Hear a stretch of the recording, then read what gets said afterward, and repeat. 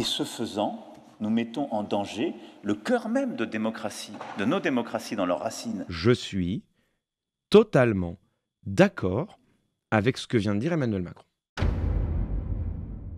On va parler du discours d'Emmanuel Macron à la Sorbonne. C'était lundi dernier, le 5 mai. Son grand discours « Choose Europe for a Science ».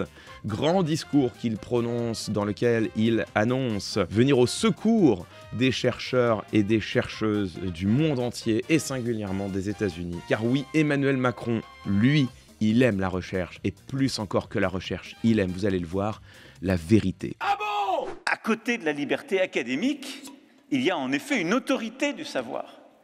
Mais elle est essentielle pour nos démocraties parce qu'elle départit le vrai du faux. Elle permet de dire ce qui est un fait, ce qui n'en est pas. Sinon, nous mettrions à vivre, peut-être y sommes-nous déjà, dans des démocraties liquides où démêler le vrai du faux devient impossible et qui est au fond le lit des complotismes. Alors quand il a parlé de démocratie liquide ici, il s'est trompé de concept évidemment. Le concept qu'il voulait employer, c'est dans une ère de la post-vérité.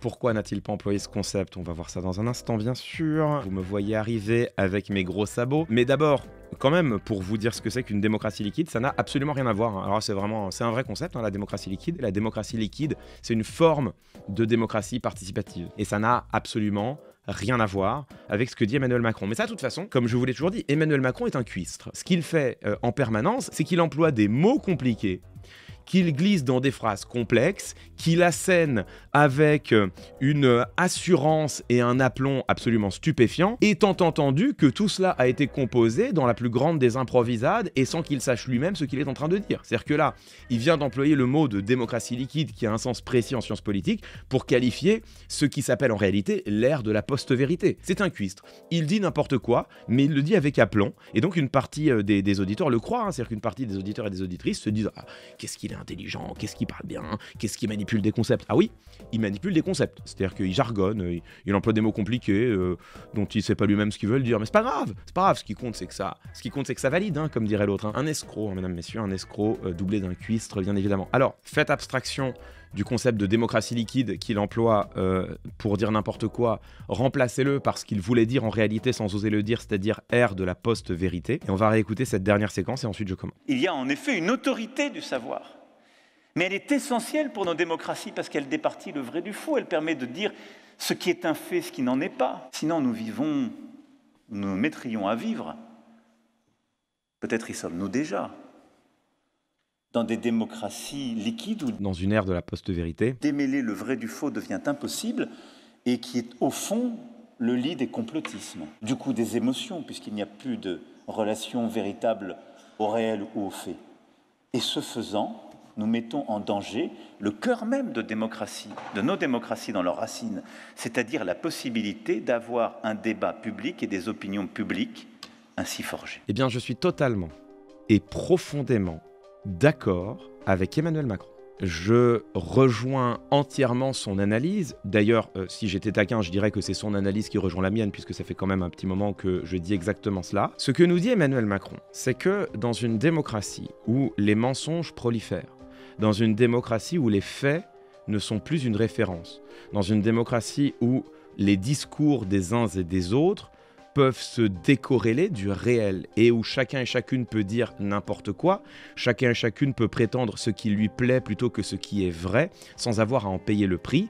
Emmanuel Macron nous dit que dans une telle société, le cœur même de notre débat public s'effondre. Nous ne pouvons plus débattre entre nous des problèmes publics, puisque les mots nous ont été volés, ils ont été évidés de leur contenu, ils désignent aujourd'hui parfois le contraire de ce qu'ils disaient hier, parfois même des mots qui font le cœur du débat public n'ont absolument aucune signification, et donc nous en venons à débattre de choses qui n'existent pas, et ce pendant des heures dans une telle société.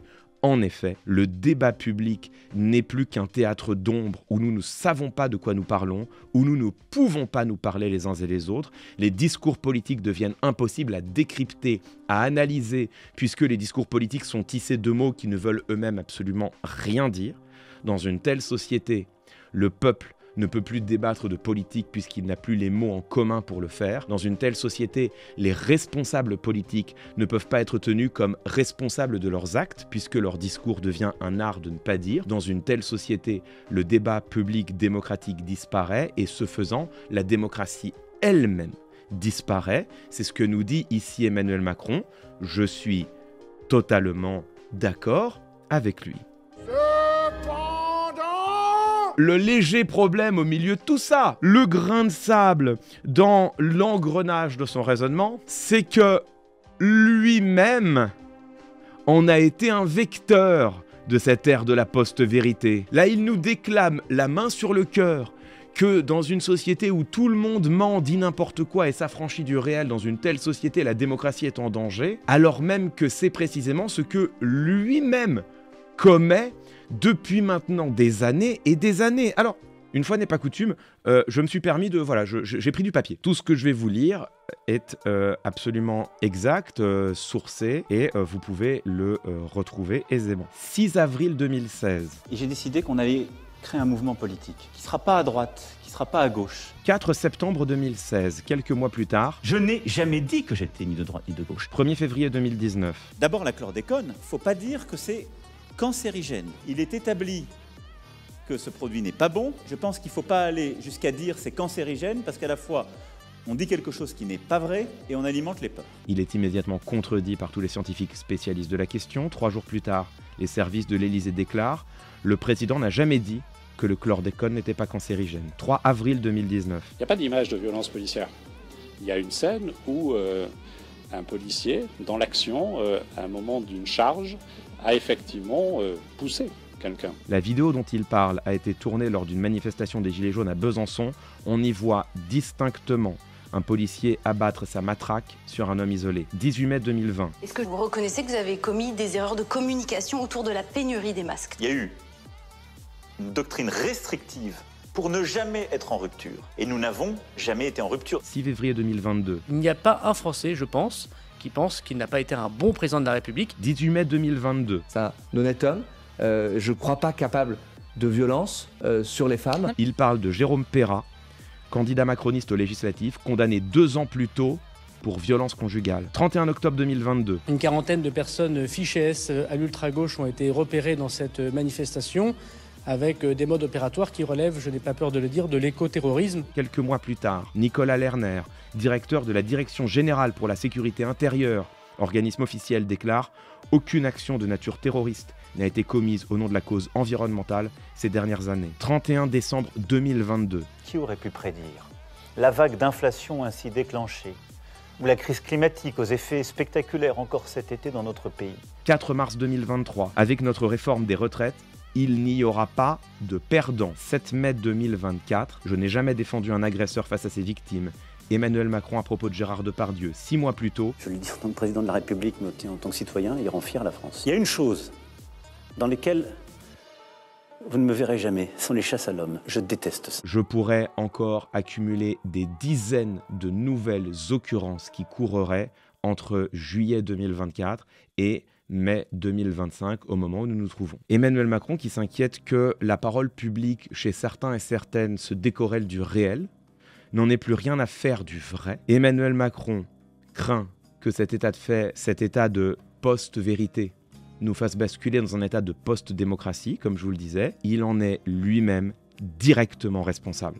C'est quel genre de cynisme ça? Cet homme qui a maltraité le débat public, cet homme qui a employé en France les méthodes du Trumpisme, les mêmes utilisées en son temps par Boris Johnson et par Jair Bolsonaro, cet homme-là aujourd'hui se permet de donner des leçons de démocratie, de débat public et de respect du vrai. Il n'a honte de rien. Et tout cela sans dire un mot de Bétaram, un Premier ministre qui ment les yeux dans les yeux à la représentation nationale à plusieurs reprises. Il est toujours là. Elisabeth Borne, décembre dernier. Si le budget de la sécurité sociale n'est pas adopté, votre carte vitale ne marche plus, il n'y a plus de retraite. Tout le monde savait que c'était faux. Est-ce qu'elle a été punie? Non. Pour sa fake news, pour sa désinformation, elle a été récompensée par le poste de numéro 3 du gouvernement, ministre de l'éducation nationale. En fait, je vais pas m'énerver parce que je reviens de vacances et j'ai décidé que je ne m'énerverai pas.